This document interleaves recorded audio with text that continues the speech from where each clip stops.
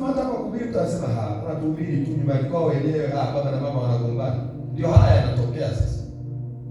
Bwana asifiwe. Kwa nini? Kwa sababu uliyemweleza badala ya kukusaidia, badala ya kukulinda, anakuwa wa kwanza kuitumia weak point yako kukuangamiza. Ndicho kinachotokea. Ndicho kinachotokea. Bwana asifiwe. Amen. Haleluya. Amen. Bwana asifiwe. Amen. Haleluya. Amen. Kwa hiyo mahusiano alifunua udhaifu wake, kwa sababu jamaa alipokuwa anaendelea kuhusiana akaamua kufungua kodi, kama ambavyo wewe unaweza kuhusiana na mtu kaamua kumwambia kwetu ni sehemu fulani, au ukampeleka ghetto ukamwonyesha mwanangu hapa ndo naishi, akajua funguo unapoweka, akajua Ijumaa hata ulalaki nyumbani unakuaga mkesha. Kwa muda huko yeye anaenda kupiga msako ghetto, unakuta kila kitu amebeba. Ulimwambia funguo tunaikaga hapa chini ya kanekio. Bwana asifiwe. Na ndio unaona haka kanekio. Sio ananiambia mimi unaweka chini ya kanekio. Unaona kiatu, sio kiatu kimekaa hapa. Ndio tunaikaga funguo. Udhaifu atajua okay. Sawa, unaikaga. Unashangaa kesho unaenda. Funguo zipo. Ila ndani ukifungua hamna kitu. Amebeba unga. Uwezi nao. Anabeba paka na unga. Bwana asifiwe. Kwa nini? Alishajua weakness yako. Alishajua vitu. Na kwa sababu umemexpose, umempa information mtu ambaye sio sahihi. Unajua, na ndio maana hata kwenye shuhuda sio kila mtu kumshuhudia kila mtu. Unajua kuna mwingine unaweza kumshuhudia wewe unaona ni ushuhuda, alafu yeye akaamua kutengeneza namna fulani hivi.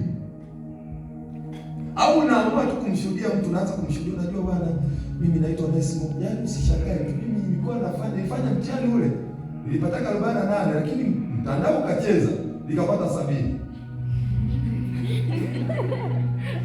Unatoa ushuhuda hapo. Unamwambia jamaa, unajua anachofanya? Anaenda kwa lecture, anasema lecture, kuna watu wana mtandao ulicheza bwana, wanafurahia matokeo. Nashangaa lecture anasema jamaa tunatangaza test nyingine. Kumbe wewe wakati unatoa ushuhuda ulikuwa unatoa kwa mtu ambaye sio. Unamwomba Mungu fanya muujiza. Hii 48 igeuze kama ambavyo unaweza kugeuza gesi ambayo haipo. Tukala siku nyingi. Hebu geuza ni 48. Kumwambia Mungu hapo. Mungu akatenda muujiza. Alafu wewe ukaenda kushuhudia muujiza kwa wrong person. Unashangaa muujiza umeyeyuka. Hapo najiuliza nini jamani muujiza wangu? Haleluya. Bwana asifiwe. Amina. Okay, ngoja nikupata ushuhuda kama huo. Kuna dada mmoja wakati tunasoma.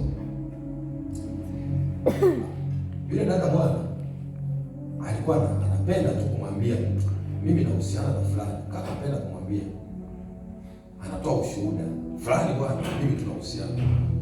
Anatoa ushuhuda bado haijawa ile wazi. Yaani anatoa ushuhuda, anamwambia rafiki yake. Yule alipomaliza kumwambia, sikamgeuka bwana. Kaenda kwa yule, kapiga kona. Ndani ya miezi miwili tukaona yule ambaye alikuwa anapewa ushuhuda ndio kaolewa na yule mshwenani aliyekuwa anahusika na ushuhuda. Asi mmenielewa? Kwa nini? Alimgeuka. Kwa akajua akamwambia lakini hivi na hivi na hivi. Kwa akaenda akamwambia unajua yule hivi na hivi atakutesa. Ana anamwambia unajua kweli unajua ni mtumishi. Lakini mimi unajua sasa kuomba na nini unajua inabidi nianze kujikaza sana. Unajua alipoenda kwa yule akamwambia sawa. Fulani unajua ni mtu mzuri sana lakini kwa nature yako wewe yule atakutesa. Unajua yule atakuomba hawezaji. Aliambiwa huko.